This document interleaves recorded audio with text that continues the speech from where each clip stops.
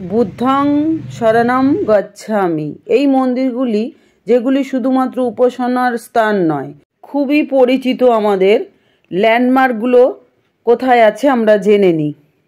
জয় শ্রী গুরুর জয়, জয় ভোলেনাথের জয়। বুদ্ধম শরণম গচ্ছামি। কলকাতার কোথায় কোথায় বৌদ্ধ মন্দির আছে আমরা অনেকেই জানি না। তো আজকে এই ভিডিওটা আপনাদের জন্য শেয়ার করছি। আপনারা জেনে নিন কোথায় কোথায় কলকাতার বিখ্যাত এই বৌদ্ধ মন্দিরগুলো আছে। জেনে নিন এই ভিডিওর মাধ্যমে। সামনেই বুদ্ধ পূর্ণিমা আসছে, যদি চান আপনারা অবশ্যই দেখতে যেতে পারেন। ভীষণই সুন্দর এই মন্দিরগুলো হয়। আমি অনেক বছর আগে ওই গয়ায় গেছিলাম, সেখানে অনেক মন্দির আমি দেখেছি। খুব ভালো লাগে আমার বুদ্ধ মন্দির। শান্তির জায়গা, সত্যিকারেরই শান্তির নীড় এগুলো। তো যাই হোক, কলকাতারই এরকম কিছু শান্তির নীড়ের কথাই আমি আপনাদের সাথে বলতে চলেছি। তার আগে বলবো, নতুন হয়ে থাকলে অবশ্যই চ্যানেলটা সাবস্ক্রিপশন করে পাশে থাকুন। তথ্যমূলক ভিডিওগুলো সকলের সাথে শেয়ার করুন, লাইক করুন, কমেন্ট করুন, জানান আমাকে কেমন লাগছে ভিডিওগুলো। এইভাবে পাশে থাকুন সব সময়, আর আমাকে উৎসাহ দিতে থাকুন, আমিও আনন্দে কাজ করতে পারি। তো যাই হোক বন্ধুরা, চলুন আজকে দেখে নিই কলকাতার কোথায় কোথায় বৌদ্ধ মন্দিরগুলো আছে, যেগুলো খুবই বিখ্যাত, কিন্তু আমরা অনেকেই জানি না। কলকাতায় থাকি, আমি নিজেও জানি না, দেখিনি আমি কখনো। আমিও যাব এই আপনাদের সাথে শেয়ার করতে করতে, ভিডিওগুলোর মাধ্যমে আমারও অনেক কিছু জানা হয়ে যায়। এই বৌদ্ধ মন্দিরগুলো শুধুমাত্র উপাসনার স্থান নয়, ঐতিহাসিক ঐতিহ্য বহন করে। আর এই পরিচিত জায়গাগুলো কোথায় আমরা দেখে নিই। বছরের পর বছর ধরে কলকাতা সংস্কৃতির একটি প্রাণকেন্দ্র হয়ে উঠেছে আমাদের এই কলকাতা। খ্রিস্টান, পার্সি, ইহুদি, বৌদ্ধ, আগাখানি, চীনা, গ্রিক এবং আমেরিকান বিভিন্ন দেশ এবং বিভিন্ন জাতিসত্তার লোকেরা কলকাতায় এসে বাস করতে শুরু করে। তারপর তারা এখানে এসে তাদের নিজের উপাসনালয় স্থাপন করতে শুরু করে। যেমন ধরুন গির্জা, মন্দির, মসজিদ, এই ধরনের অনেক ছোট ছোট উপাসনালয় এই প্রকৃতিতে কিন্তু ছড়িয়ে ছিটিয়ে বিস্তৃত হয়ে আছে। বিভিন্ন সম্প্রদায়ের মানুষের বৃদ্ধির সাথে সাথে তারা উপসম্প্রদায় এবং বিভিন্ন জাতিসত্তার সদস্য ও ব্যক্তিবর্গকে তাদের এই উপাসনালয়গুলিকেও অন্তর্ভুক্ত করে। কলকাতায় একটি বৌদ্ধ সম্প্রদায় রয়েছে, যা মূলত বাঙালি এবং ত্রিপুরার বৌদ্ধদের নিয়েই সংগঠিত হয়েছে, যার মধ্যে কিছু জাপানি, বার্মিজ, চীনা, তিব্বতী এবং তাইওয়ানিজ বৌদ্ধ সম্প্রদায়ের দ্বারাও প্রতিষ্ঠিত হয়েছে। উত্তরে লেক টাউন থেকে দক্ষিণে ঢাকুরিয়া পর্যন্ত এই মন্দিরগুলি শহর জুড়ে ছড়িয়ে ছিটিয়ে রয়েছে। বৌদ্ধ সম্প্রদায়গুলি অনেক পরেই এখানে বসতি স্থাপন করেছিল এবং মাত্র কয়েকটি মন্দির 100 বছরেরও বেশি পুরনো। প্রথমে বলবো বো বারাকে যে বৌদ্ধ মন্দিরটা আছে সেটার সম্বন্ধে। তো মধ্য কলকাতা বো বারাক অঞ্চলে এই বৌদ্ধ মন্দিরটা আছে। ধর্মাঙ্কুর বৌদ্ধ মন্দিরটি 1892 সালে প্রতিষ্ঠিত হয়েছিল। বেঙ্গল বুদ্ধিস্ট অ্যাসোসিয়েশন দ্বারা পরিচালিত এবং পরিচালনা হয়। বো বারাকের মন্দিরটি 1903 সালে তৈরি হয়েছিল। এর সাথে ছোট আর একটি মন্দির আছে। একটি কাচের চেম্বারের ভিতরে বুদ্ধের একটি সোনার মূর্তি আছে, বিশাল একটা লাইব্রেরি আছে এবং একটি গেস্ট হাউসও আছে। সেখানে প্রধানত বৌদ্ধ ছাত্র এবং তীর্থযাত্রীরাও বাস করে, তবে সব ধর্মের অতিথিদের এখানে স্বাগত জানানো হয়। এবার বলবো কলেজ স্কোয়ারের কাছে বঙ্কিম চ্যাটার্জি স্ট্রিটে অবস্থিত শ্রী ধর্মরাজিকা বিহার হল একটি মহাবোধি বৌদ্ধ মন্দির আছে এবং সম্ভবত শহরের সবচেয়ে বড় বৌদ্ধ মন্দিরগুলির মধ্যে এটা একটি। এই মন্দিরের ভিত্তিপ্রস্তরটি 1918 সালের সিংহলি বৌদ্ধ সন্ন্যাসী অনাগরিকা ধর্মপাল দ্বারা স্থাপন করা হয়েছিল, যিনি শিকাগোতে বিখ্যাত বিশ্ব ধর্ম পার্লামেন্টে স্বামী বিবেকানন্দ উপস্থিত ছিলেন। ধর্মপালকে প্রায়শই প্রথম বিশ্ব বৌদ্ধ ধর্মপ্রচারক হিসাবে উল্লেখ করা হয়। কলেজ স্কোয়ারের মন্দিরে একটি ধ্বংসাবশেষ রয়েছে, ভগবান বুদ্ধের একটি দাঁত, যা তার জন্মদিনে প্রদর্শিত হয়। মন্দিরের ভিতরে বুদ্ধের বেশ কিছু সোনার মূর্তি স্থাপন করা আছে এবং দেওয়াল এবং বাঁকা ছাদে উজ্জ্বল রঙের মোরালি আচ্ছাদিত বুদ্ধের জীবনকে ওখানে তুলে ধরা হয়েছে।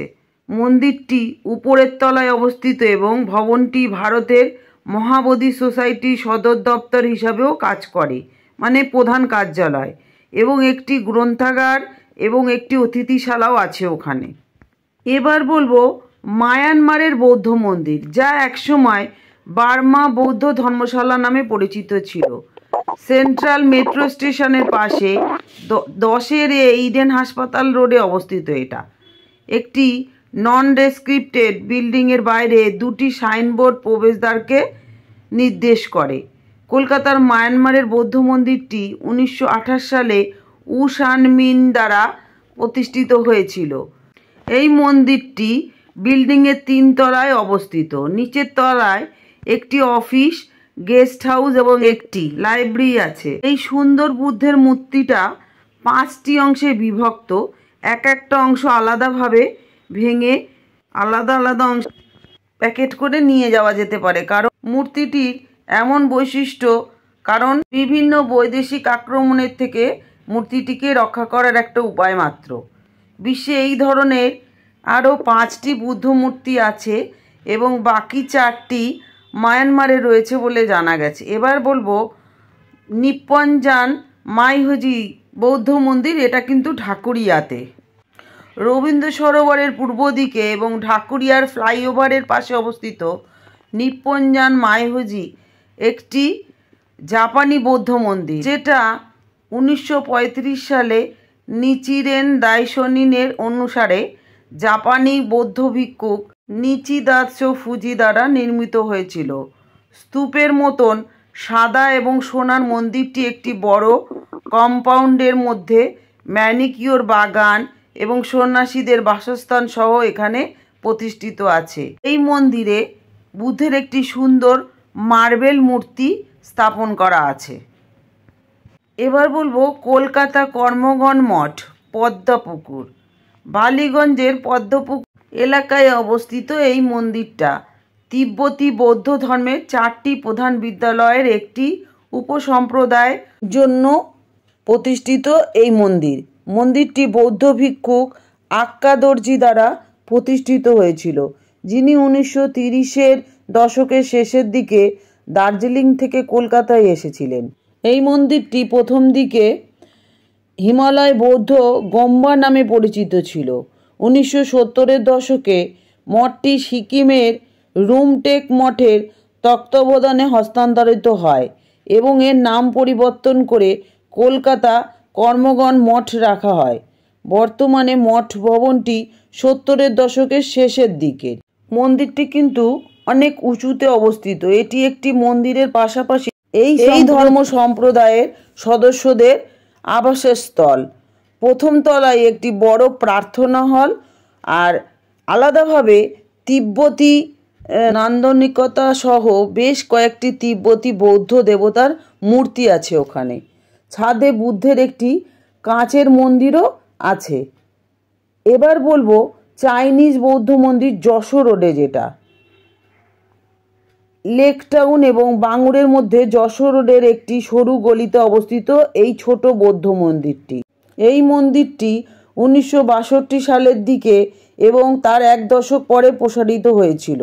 ভিতরে একটি বড় প্রার্থনা হল এবং অনেক ছোট অংশেও বিভক্ত আছে মন্দিরটি। তাছাড়াও মন্দিরের মধ্যে অসংখ্য হাতে লেখা ধর্মীয় গ্রন্থসহ একটি গ্রন্থাগারও আছে।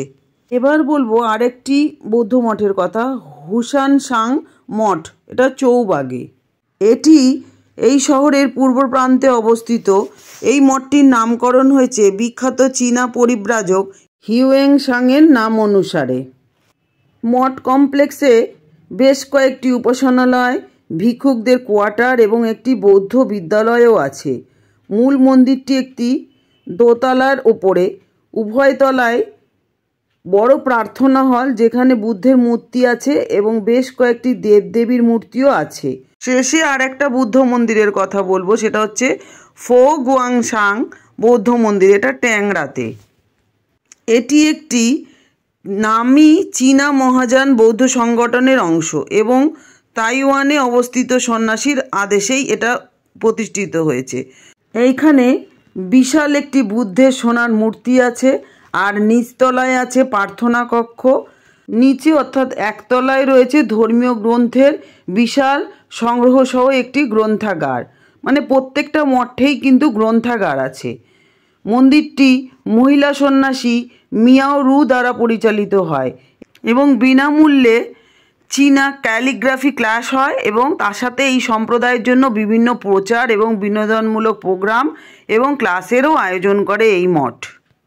বৌদ্ধ পূর্ণিমা উপলক্ষে আমি আজকে এই ভিডিওটা আপনাদের জন্য শেয়ার করলাম। সমস্ত বুদ্ধিস্ট সম্প্রদায়ের মানুষ, তাছাড়াও সমস্ত ধর্মের মানুষের জন্য এই ভিডিওটি।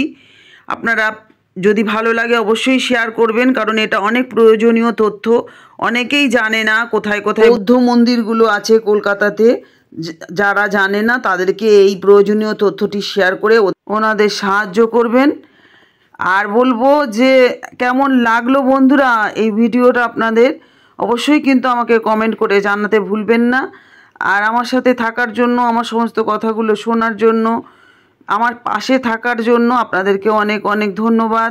সবাই এভাবে সবসময় পাশে থাকুন, উৎসাহ দিতে থাকুন, আর অনেক অনেক সুস্থ থাকুন, ভালো থাকুন। সামনে বৌদ্ধ পূর্ণিমা, সবাই খুব সুন্দর করে পালন করুন, সুস্থ থাকুন, আনন্দে থাকুন সকলকে নিয়ে। তো আজকে আসি, আবার দেখা হচ্ছে নতুন আরেকটা ভিডিও নিয়ে। টাটা। জয় ভোলেনাথ, জয় মা তারা, জয় বজরংবলী। সকলকে ভালো রেখো।